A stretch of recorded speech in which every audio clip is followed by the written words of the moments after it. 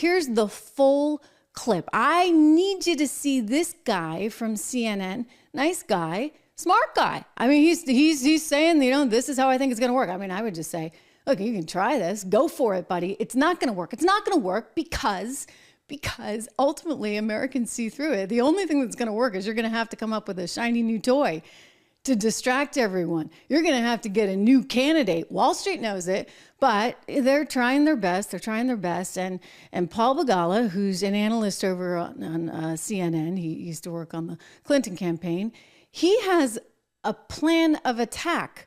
It's pretty simple, overly simple. Watch him. President Biden needs to listen. He needs to ramp up the attacks. He did yesterday. He needs to stop running ads that say, I did a great job, and start running ads saying this guy is a threat. Democracy, to your abortion rights, to your Social Security, everything has to be Trump. Everything. I have a 7-step plan for Biden's reelection, and you can memorize them because I did them in alphabetical order. Attack, attack, attack, attack, attack, attack, attack.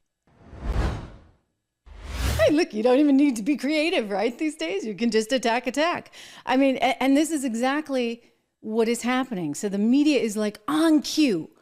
This you got to hear because it just blows you away. It was created by our friends over at Regan. Great group there.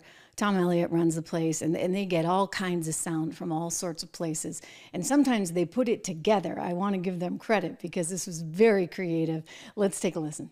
Every one of us, our freedom, our liberty, none of us is safe. He's going to have people around him executing against an enemy's list. Assassinate generals. Ordering troops to attack American citizens. Trump's very well-armed and extremist base will try to kill people.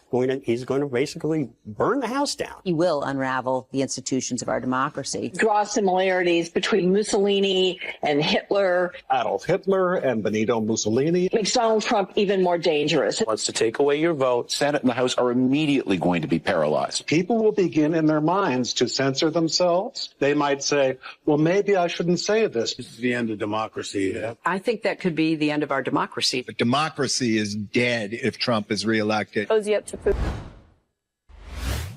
You scared yet? I mean, you better be, right? And that's the intention. You got to be really, really scared. I mean, Michelle Obama is so scared. Michelle Obama is so scared she can't even sleep at night. Here she is. She just went out and did some podcast today, and she wants you to know she's terrified. The things that keep me up because you don't have control over them. Mm-hmm. And you wonder, where are we in this? Where are our hearts? What's going to happen in this next election? I am terrified about what could possibly happen because our leaders matter. Who we select, who speaks for us, who holds that bully pulpit. It affects us in ways that sometimes I think people take for granted. Okay.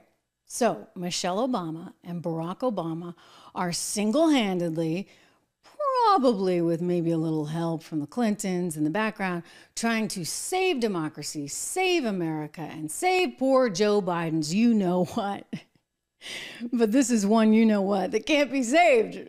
I mean, again, just look at any of the recent polling, and I would tell you that those poll numbers are kind of underwhelming because my hunch is, we've seen it every time before, Donald Trump tends to perform better on game day. So if they can't convince America of this right now, if they can't convince America to be scared, if they can't convince America that Trump is effectively Hitler, which, by the way, CNN over the weekend on that guy's show, what's his name, Wallace, that used to be over at Fox, he had a lower third, that's what we call it in the industry, the graphic, and it said, should Biden go full-on Hitler? I mean, I don't even like saying these things. I mean, this is so bizarre, and this is what they're doing. This is what they're trying to promote. And so somehow there's this idea that if Trump is elected, like, you're going to be dead, you're going to be killed. You heard the clip. I mean, it's tremendously, 1, irresponsible, 2, not truthful, and 3, will not work because Americans keep seeing through them. I mean, whether it be the laptop that they tried to tell us was fake when it turned out to be real, when they tried to tell us somehow that, Hunter Biden couldn't possibly have done any of these things that it now appears he did in fact do. We're left saying, guys, how do we know how to trust you. I mean, we can't trust you. And so if you can't trust the government and the government's like, well, as Michelle said, this kind of stinks because you know what? We can't control the situation. Then Americans increasingly, including those in the middle, rebel. They don't want to be controlled by Uncle Joe or Uncle Sam. And so eventually, as we get closer to Super Tuesday, the Democrat Party is going to figure this out.